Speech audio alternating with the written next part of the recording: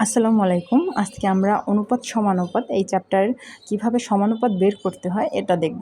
তো এখানে বলা আছে ৩, ৯, ৪ এর চতুর্থ সমানুপাতিক কত আছে। এখানে ৩টা দেওয়া আছে, এরপর আরেকটার কথা বলা আছে চতুর্থ, এটার চতুর্থ সমানুপাতিক কত। তো এখানে এটাকে যদি আমরা এইভাবে সাজিয়ে লিখি যে এখানে হচ্ছে প্রথম আর চতুর্থ রাশির যে গুণফল সেটা দ্বিতীয় এবং তৃতীয় রাশিরও একই গুণফল। তো তাহলে আমরা এই দ্বিতীয় তৃতীয় রাশির যে গুণফল সেটা সমান হবে আমাদের এই প্রথম আর চতুর্থ রাশির গুণফলের সমান। তো এখানে আমাদের চতুর্থ রাশি দেওয়া নাই, চতুর্থ রাশি বের করতে পারি। তখন আমরা যদি এটাকে এভাবে সাজিয়ে লিখি যে ৩:৯ ইকুয়াল 4 অনুপাত এই চতুর্থ যে অনুপাতটা আমাদের দেওয়া নাই এটাকে হচ্ছে আমরা এক্স ধরে নিলাম। তো এখানে এক্স ধরে নিলাম, এখন এটাকে এভাবে লিখতে পারি 3/9 ইকুয়াল 4/x। তো এখন হচ্ছে আমাদের এই যে 4/x এটাকে যদি আমরা লিখি, এটাকে যদি আড়াআড়িভাবে আমরা গুণ করি তাহলে হচ্ছে আমাদের এক পাশে থাকে হচ্ছে 3x, এই 3 দ্বারা যদি 4কে গুণ করি তাহলে থাকে হচ্ছে 3x ইকুয়াল এখানে 4 নং 36, এখানে থাকে হচ্ছে আমাদের 36। এখন হচ্ছে আমরা এই 3 দ্বারা যদি 36কে ভাগ করি তাহলে হচ্ছে এক্সের মান আসে হচ্ছে আমাদের 12। তো এই 12টাই হচ্ছে আমাদের এই চতুর্থ সমানুপাতিক। এখন আমরা দেখি এই 12টা হচ্ছে চতুর্থ, তাহলে এখন 3 আর 12 গুণ করি তাহলেও আসে আমাদের 36, আর 9 আর 4 যদি আমরা গুণ করি তাহলেও আসে আমাদের 36, 4 নং 36। তাহলে প্রথম আর চতুর্থ সমানুপাত যেটা সেটার গুণফল আর দ্বিতীয় এবং তৃতীয় সমানুপাতের গুণফল সমান হবে।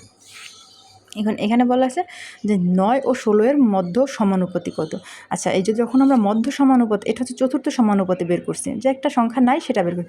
এখন যদি মধ্য সমানুপাতি বের করতে চাই তাহলে হচ্ছে 9 × 16, এটাকে যদি আমরা গুণ করি তাহলে হচ্ছে আমাদের হচ্ছে 144।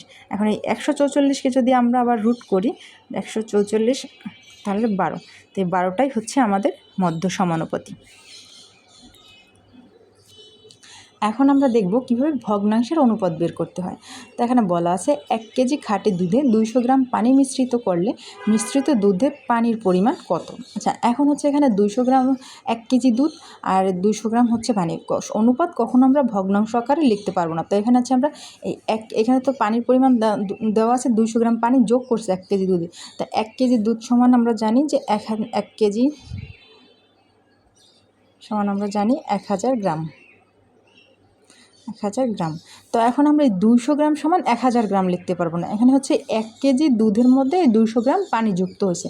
তাই যে 1000 গ্রামের সাথে যদি 200 গ্রাম পানি যুক্ত হয় তাহলে হচ্ছে আমাদের আসে হচ্ছে 1200 গ্রাম। এখন এই 1200 গ্রামের সাথে এই 200 গ্রামের অনুপাত হবে। এখানে আমাদের এই যে 1000 গ্রামের সাথে 200 গ্রামের অনুপাত হবে না, তাহলে হচ্ছে আমাদের অঙ্কটা ভুল হবে। তাহলে এখানে আমরা লিখতে পারি যে এই যে 200 গ্রাম বাই 1200 গ্রাম ইকুয়াল হচ্ছে আমাদের 1/6, বা অথবা আমরা লিখতে পারি 1:6। তো এটা হচ্ছে এই যে দুধে পানি পরিমাণ 1:6 অনুপাতে পানি আছে, তো দুধে পানি আছে 1 অনুপাত, আর 6 অনুপাত হচ্ছে দুধের পরিমাণ। বলা আছে 261টি আম 3 ভাইয়ের মধ্যে 1:3, 1:5, 1:9 অনুপাতে ভাগ করে দিলে প্রথম ভাই কতটি আম পাবে। তো এখানে প্রথম ভাই বলা আছে যে প্রথম ভাই কতটি আম পাবে। তো যখন আমাদের এখানে আমরা তো জানি যে ভগ্নাংশের মানে অনুপাতগুলোকে ভগ্নাংশ আকারে কখনো হয় না, তো এখানে ভগ্নাংশ আকারে দেওয়া আছে। তো এখন এটাকে আমরা কিভাবে অন্য অবস্থায় নিব। এখানে যদি 2টা থাকতো তাহলে হচ্ছে আমরা এখান থেকে আড়াআড়ি গুণ করলে হয়ে যেত। এখন যেহেতু 3টা আছে তাহলে আমরা আড়াআড়ি গুণ করতে পারবো না। তাহলে হচ্ছে আমরা প্রথমে হচ্ছে ঘরগুলো লসাগু বের করবো। তাহলে 3, 5, 9 এর লসাগু হচ্ছে আমাদের 3, 5, 9 এর লসাগু। তা এই 3, 5, 9 এর লসাগু হচ্ছে আমাদের 45। এখন হচ্ছে এই যে প্রত্যেকটা অনুপাতের সাথে আমরা এই 45-এর কাটাকাটি করব, তাহলে হচ্ছে আমরা এই 3 জনের অনুপাত পাবো। তাহলে আমরা বুঝতে পারবো যে প্রথমজন কত অনুপাত পেয়েছে। তাহলে আমরা লিখতে পারি 1/3 ইন্টু 45 অনুপাত 1/5 ইন্টু 45 অনুপাত 1/9 ইন্টু 45। এখন যদি আমরা কাটাকাটি করি তাহলে হচ্ছে আমাদের থাকে 3 দ্বারা 45 কাটলে থাকে 15 অনুপাত 5 দ্বারা 45কে কাটলে আমাদের হচ্ছে থাকে 9 অনুপাত 9 দ্বারা যদি 45কে আমরা কাটে তাহলে অনুপাত আমাদের 5। তো 15, 9, 5। তো অঙ্কে আমাদের বলা আসলে যে দিলে প্রথম ভাই কতটি আম পাবে, তাহলে 15, 9, 5 এই অনুপাত হচ্ছে আম পাবে।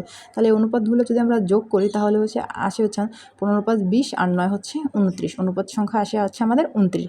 তো অনুপাত সংখ্যা যদি আমাদের 29 আসে তাহলে হচ্ছে আমাদের এখানে আম আছে কত, 261টি। তাহলে 29 দ্বারা যদি আমরা 261কে ভাগ করি, 261 ভাগ 29, তাহলে হচ্ছে আমাদের আসে, তো এখানে 29 দ্বারা 261কে 9 বার ভাগ করা যায়। তাহলে 9 বার হলে এখন হচ্ছে আমাদের এখানে যে বলা আছে প্রথম ভাই কতটি পাবে, তার প্রথমের অংশ হচ্ছে 15, তাই অনুপাত হচ্ছে 15। তাই এখানে 9কে যদি আমরা 15 দ্বারা গুণ করি তাহলে হচ্ছে আমরা প্রথম ভাই যে আম পাবে সেই সংখ্যাটা, 9কে 15 দ্বারা গুণ করলে আসে আমাদের 135। তো এই 135টি আম হচ্ছে প্রথম ভাই, সে পাবে 135টি আম। এখন আমরা দেখব যে যদি দুটি ভিন্ন অনুপাত দেওয়া থাকে সেই দুটি ভিন্ন অনুপাতকে কিভাবে আমরা এক অনুপাতে পরিণত করব। তো এখানে দেওয়া আছে যে মিতা ও আজিজের নম্বরের অনুপাত 3:4, আর এর মধ্যে আজিজ ও রিতার নম্বরের অনুপাত হচ্ছে 6:7। ফলে মিতা ও রিতার নম্বরের অনুপাত কত? আচ্ছা, এইখানে হচ্ছে আমাদের লোক সংখ্যা হচ্ছে 3 জন, যেমন এই যে মিতা, আজিজ আর হচ্ছে রিতা, কিন্তু অনুপাত সংখ্যা দেওয়া আছে 2টা করে। তাহলে আমরা কিভাবে করতে পারি? তাহলে হচ্ছে আমরা দেখব এখান থেকে, এই যে প্রথমে হচ্ছে মিতা ও আজিজের নম্বরের অনুপাত দেওয়া আছে কত, 3:4। এটা হচ্ছে মিতা ও আজিজের নম্বরের অনুপাত। আর এখানে হচ্ছে এই যে আজিজ ও রিতার নম্বরের অনুপাত দেওয়া আছে কত, 6:7। তো এখানে আমরা দেখব যে এই আজিজ মিতার সাথেও আছে এবং হচ্ছে এই রিতার সাথেও আজিজের অনুপাত আছে। তাহলে এখন আমরা যেভাবে করব, তাই এখানে প্রথমে হচ্ছে এইটা হচ্ছে আজিজের অনুপাত 6:7 মিতার সাথে, এখানে আমরা একটু লিখে নিই। তো এখন এই আজিজ যেহেতু মিতার সাথেও আছে, রিতার সাথেও আছে, তাই এই দ্বিতীয়বারে আজিজের যে অনুপাত 6, এই 6 দ্বারা প্রথমে আমরা এই সংখ্যাটাকে গুণ করব, এই 3কে গুণ করব। তাহলে হচ্ছে আমরা লিখতে পারি 3 × 6 অনুপাত, এখন এই 6 দ্বারা আমরা এই 4কে গুণ করব, 6 × 4। এখন হচ্ছে এই উপরের ভাগে আজিজের মিতার সাথে আজিজের যে অনুপাত ছিল সেটা দ্বারা আমরা এটাকে গুণ করব, এইখানে যে অনুপাত 6 × 4, 4 × 6 অনুপাত। এখন এই অনুপাতটা দ্বারা এইটাকে গুণ করব, 4 × 7, 4 × 7। তাহলে হচ্ছে আমরা পাই এটাকে গুণ করলে হয় 18, 18 অনুপাত, এটাকে গুণ করলে হয় 24, এটাকে গুণ করলে হয় 24 অনুপাত, এটাকে গুণ করলে হয় 28। তাহলে এখানেও আমরা আজিজের অনুপাত পাই 24 আর এখানেও আমরা আজিজের অনুপাত পাই 24। যেহেতু দুইটা একই অনুপাত, তাহলে আমরা একটাকে বাদ দিয়ে দেব। তাহলে আমরা লিখতে পারি মিতা, আজিজ অনুপাত রিতা। তাহলে লিখতে পারি 18 অনুপাত 24 অনুপাত 28।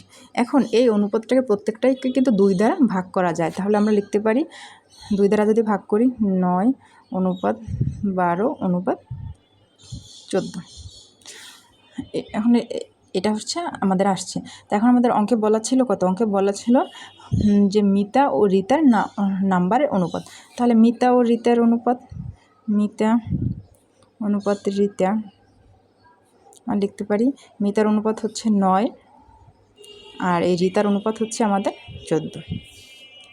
এখন আরেকটা ম্যাথ আছে যেটাতে বলা আছে যে ক ও খ 2:3 এর খ এবং খ ও গা 4:5 হলে ক খ গ সমান কত? আচ্ছা, ঠিক আছে। তো এইখানে হচ্ছে আমাদের যে ব্যক্তির কথা বলা আছে 3 জন, অনুপাত দেওয়া আছে আমাদের কয়টা, 2টা। এখানে 2টা অনুপাত, এখানে 2টা অনুপাত, 4টা অনুপাত দেওয়া আছে, আর এখানে 3 জনের কথা বলা আছে। তাহলে 3 জনের মান বের করতে হবে, আর এর আগের জন্য আমরা 2 জনের মান বের করছিলাম। তাহলে এখানে এই আমরা লিখে নিই ক অনুপাত খ সমান হচ্ছে 2:3, আর এই খ অনুপাত গ সমান হচ্ছে আমাদের 4:5। তাহলে এখানে আমরা লিখতে পারি, এখানে হচ্ছে আমাদের এখানে আছে 2:3 আর এখানে 4:5। তো এইটা হচ্ছে ক্ষয়ের অনুপাত আর এইটা হচ্ছে ক্ষয়ের অনুপাত। তো প্রথমে হচ্ছে আমরা এখান থেকে এই যে ক্ষয়ের যে অনুপাত 4 দ্বারা এটাকেও গুণ করব, এটাকেও গুণ করব। তাহলে 4 দ্বারা যদি 2কে গুণ করি তাহলে আসে 4 × 2 অনুপাত 3 × 4। এখন হচ্ছে আমরা এই উপরের সারিতে ক্ষয়ের অনুপাত 3, এই 3 দ্বারা এই নিচের সারির 2টা উপাদানকে গুণ করব। তাহলে 3 × 4 অনুপাত 3 × 5।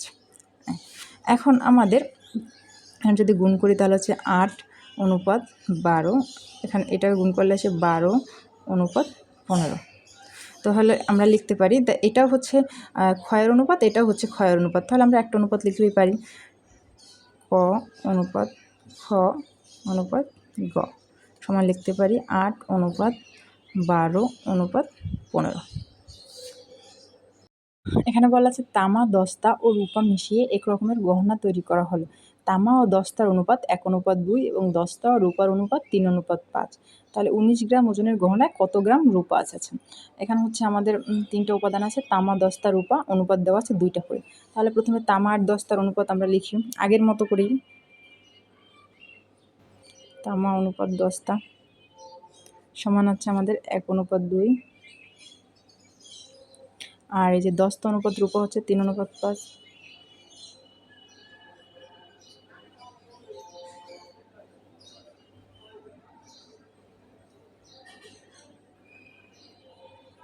তো এখানে দস্তা এটার সাথে তামার সাথেও আছে, দস্তা রূপার সাথেও আছে।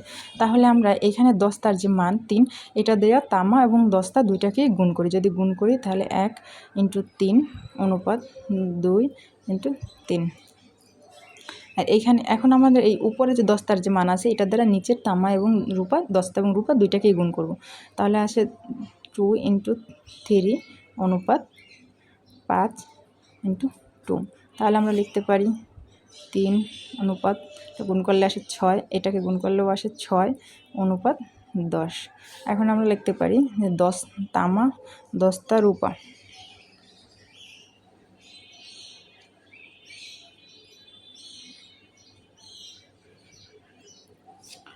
3 অনুপাত 6 অনুপাত 10। এখন এটা আমরা লিখতে পারি।